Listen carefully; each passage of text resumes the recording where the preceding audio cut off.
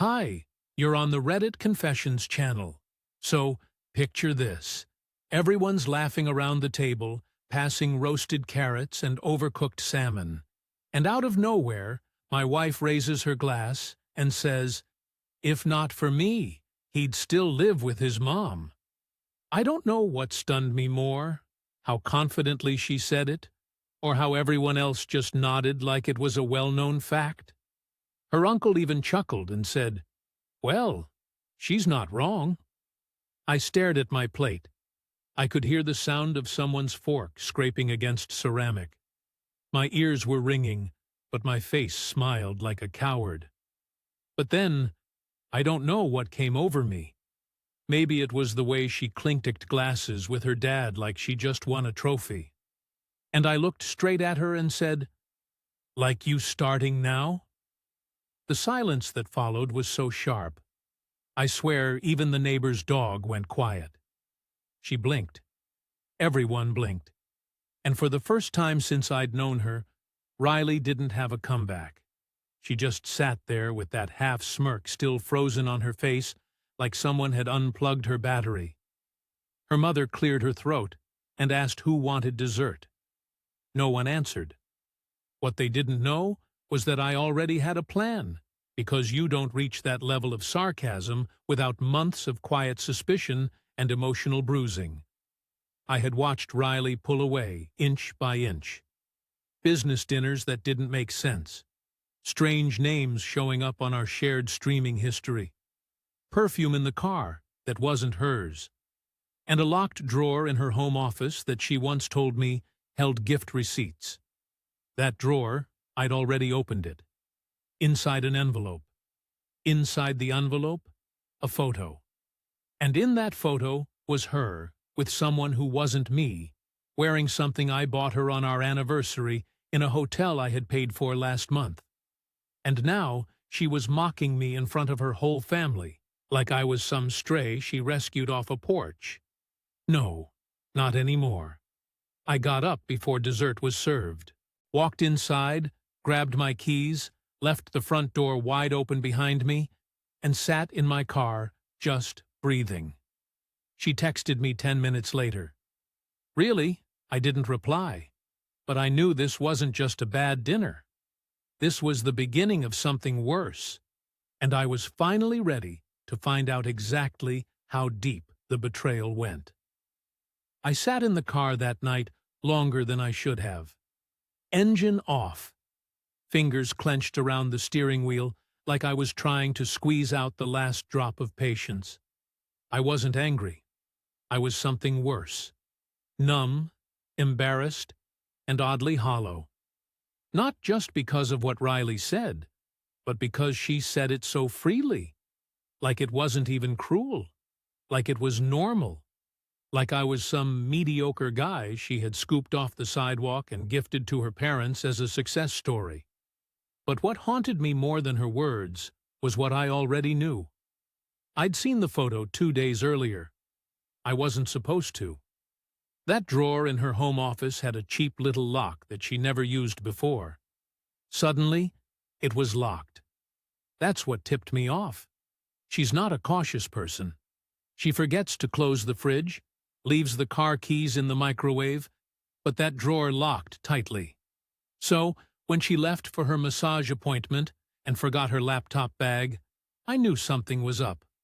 I don't know why I had a paper clip in my back pocket.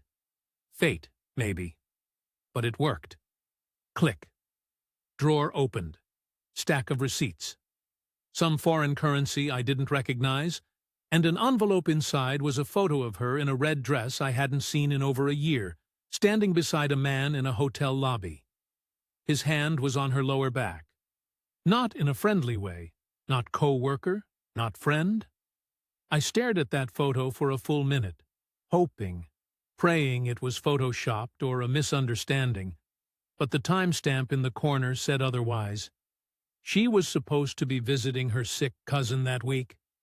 Her cousin lives in Oregon. The hotel in the photo, Boston. I didn't confront her.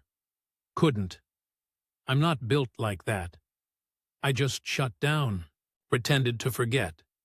nodded through conversations, slept next to her, pretending I didn't already know. But her comment at dinner flipped something inside me. That snide little remark wasn't just rude, it was revealing. That's how she saw me. Pathetic. Weak. Like I was some clingy mistake she tolerated out of boredom.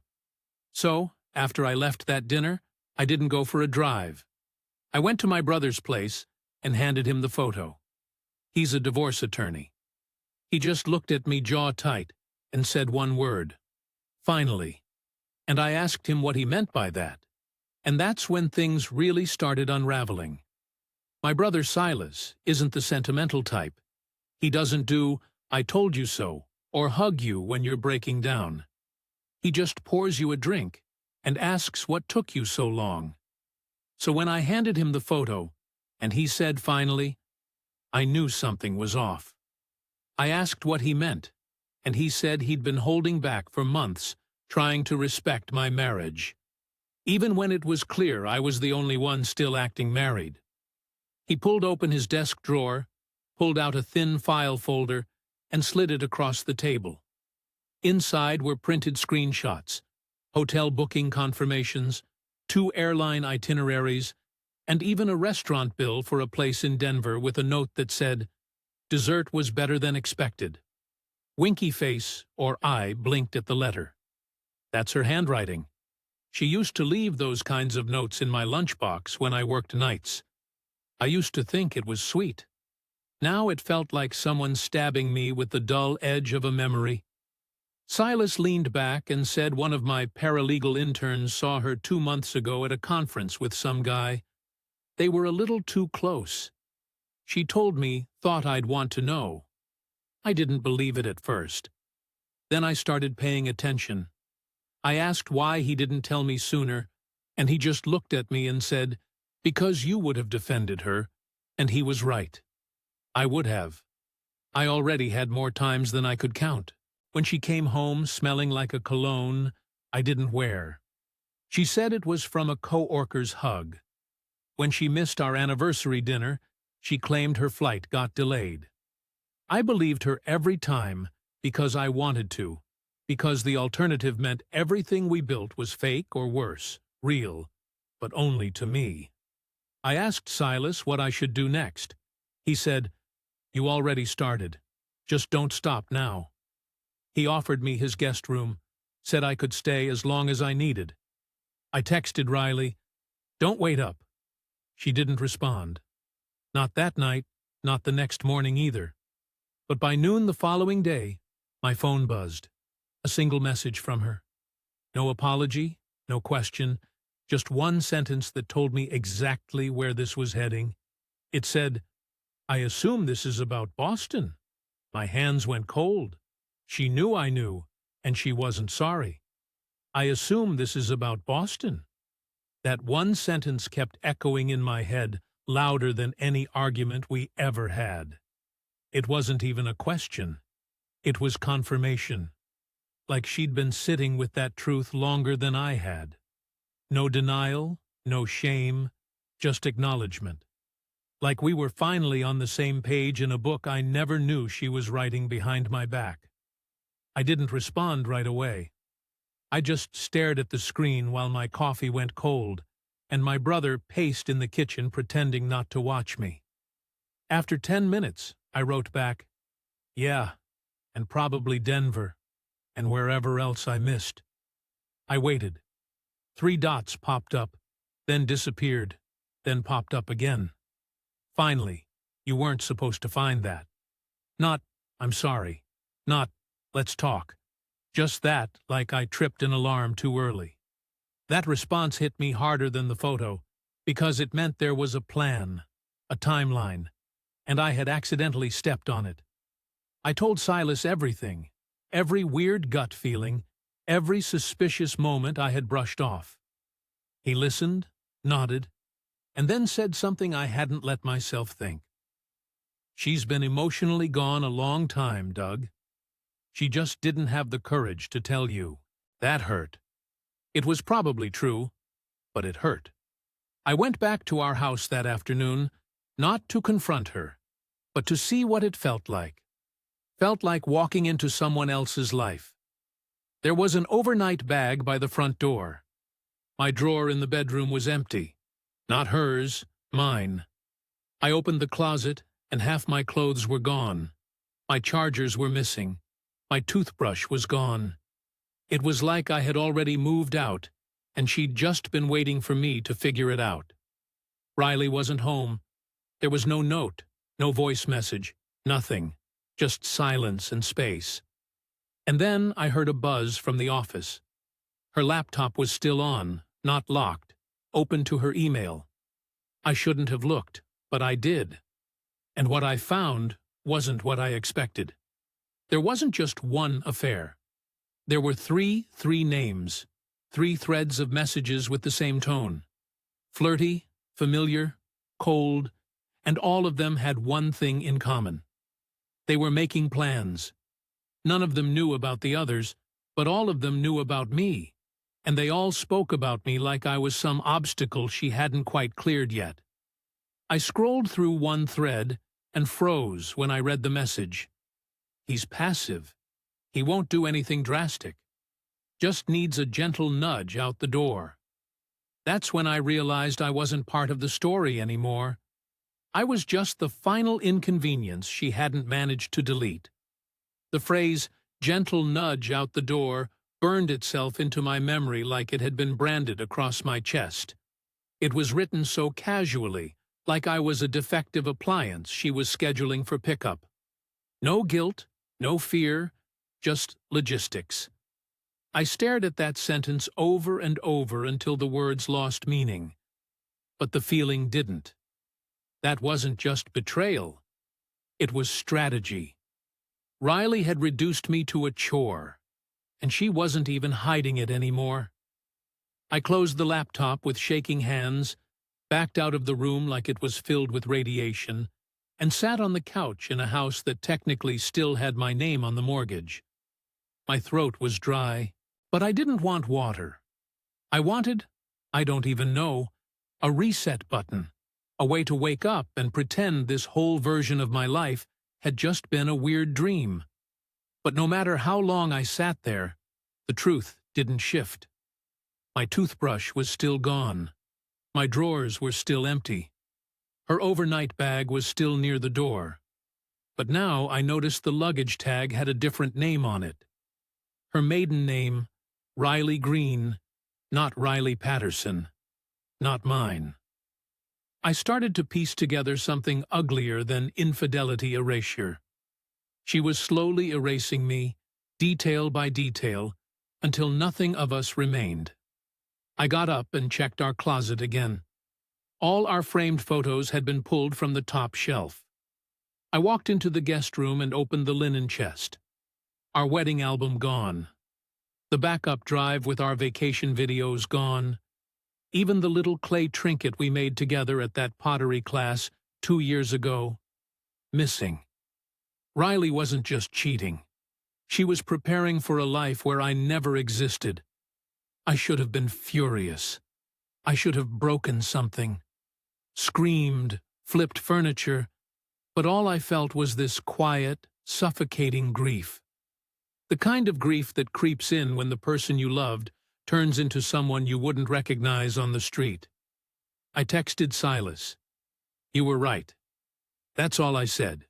He wrote back immediately. "She moved on before you ever stood up from that dinner table." I didn't reply. I just walked out, closed the front door slowly, and realized I didn't have a key anymore. She had changed the locks without saying a word, not even a fight. Just like that. Marriage over. And I was left standing on the porch of a house that used to be mine. With nowhere to go, and a marriage that had already ended. I just hadn't been notified. 2 days later, I got a message that wasn't meant for me. It came through our shared family plans cloud account, the one Riley forgot I still had access to. A new iMessage popped up on the old iPad I kept in my car glove box, and I only saw it because I was looking for a charging cable. It lit up while I was sitting at a red light. I opened it without thinking, expecting maybe a spam code or something harmless. Instead, it was her Riley. She was texting someone named Grant Briefcase Cocktail Glass. And she said, "I think he finally figured it out. He's too slow for drama, though, so this should be clean." I pulled over immediately. My heart was pounding, my hands sweating against the steering wheel. "There was more," Grant had replied. "Then it's time. Come to LA this weekend. Let's make it official."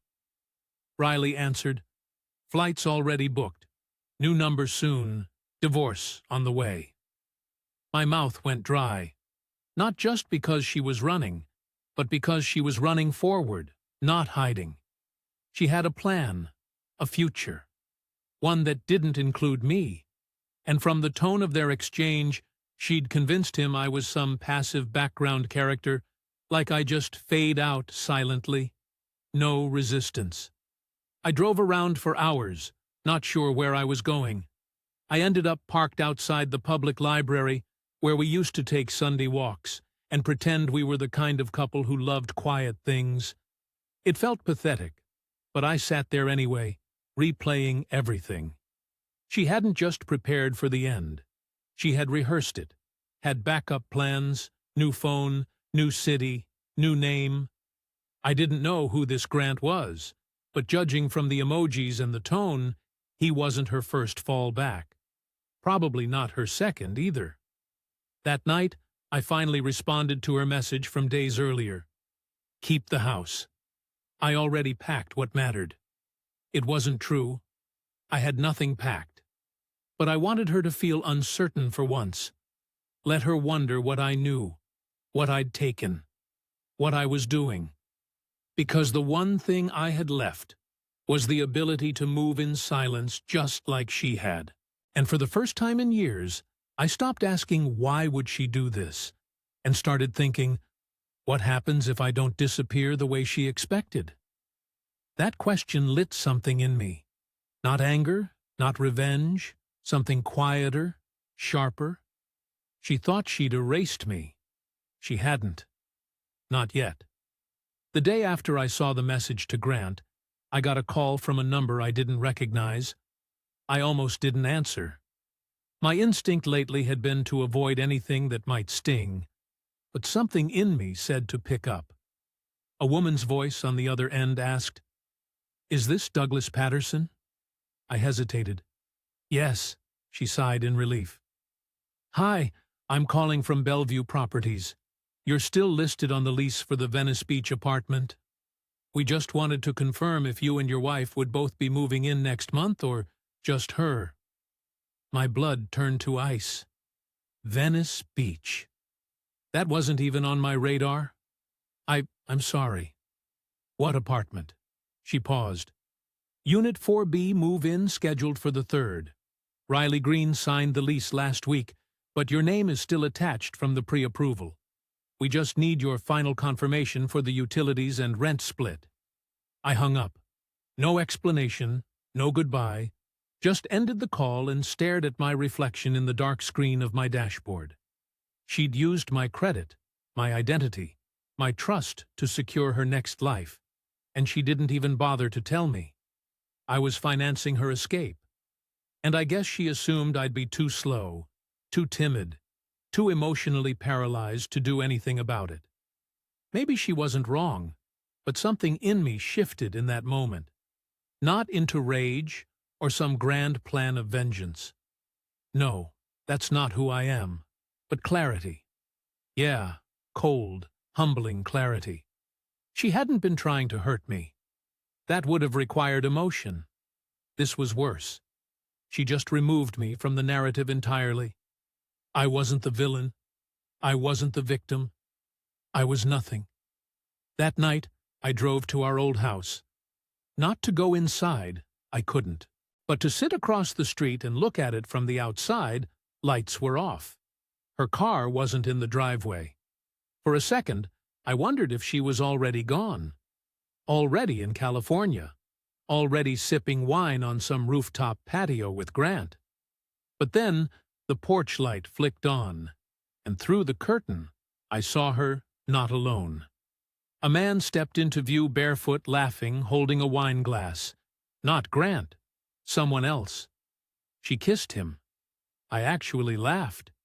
I sat in the car watching my wife kiss another man in the house we built together, and I laughed because it was almost poetic the way she stacked her future like a house of cards, carefully with backup plans behind backup plans. And yet, not a single one of those men knew she had 3 more in her pocket. Or maybe they did. Maybe they were just like me once, watching the red flags float by like party balloons, telling themselves, "It's fine, it's just a phase, she's just tired." Maybe I wasn't the first guy she erased. I was just the slowest to realize it. Strange, really. After everything she did, the secrecy, the messages, the way she casually cut me out of my own life. You'd think the final blow would be some dramatic scene, confrontation, yelling, tears. But there wasn't any of that because I never gave her the moment. I didn't storm into the house that night. I didn't call or text. I just let the truth settle inside me like cooling cement. And the next morning, I did something quiet, intentional. I called the leasing company and removed my name from that Venice Beach apartment. Turns out, since she forged the co-sign, the application could be voided. Then I met with Silas, signed the initial paperwork, and set a date for mediation. No courtroom drama, no public spectacle, just a clean, emotionless unraveling of a life that had already come undone long before I noticed. But the real twist, 2 weeks later, I got a message from her. No greeting, just "Why are the utilities off?" That's when I knew she still thought I'd play along, that I'd fund her exit, that I'd hold the door open as she walked out with someone else's hand in hers. I didn't respond. I didn't need to. She'd already made it clear who she was. But for the first time in years, I saw who I was, too. Not the weak, clingy man she described to her flings, not the guy she could push aside like furniture. I wasn't loud or flashy or dramatic, but I was still standing, and I walked away with my dignity, my peace, and no regrets about not sinking to her level. People like Riley always assume quiet means powerless. But quiet people don't explode. We disappear. And when we're gone, we don't come back. So yeah, I'm okay now. Not great. Not healed, but okay. I moved into a small apartment with creaky floors and terrible lighting. But it's mine. No lies, no locked drawers, just space to breathe. I'm even thinking of adopting a dog. Silas says that's the most Doug thing I could do. He's probably right. Thanks for listening. And if you've made it this far, hey, you're on the Reddit Confessions channel. If you've ever lived through something wild like this, or, a piece of real relationship history that shocked you, drop it in the comments. Maybe a historical betrayal, a royal scandal, anything that left you speechless. We love hearing your stories. Don't forget to like, comment, and subscribe for more true tales right here on Reddit Confessions. Stay sharp, stay kind, and don't ignore the quiet ones.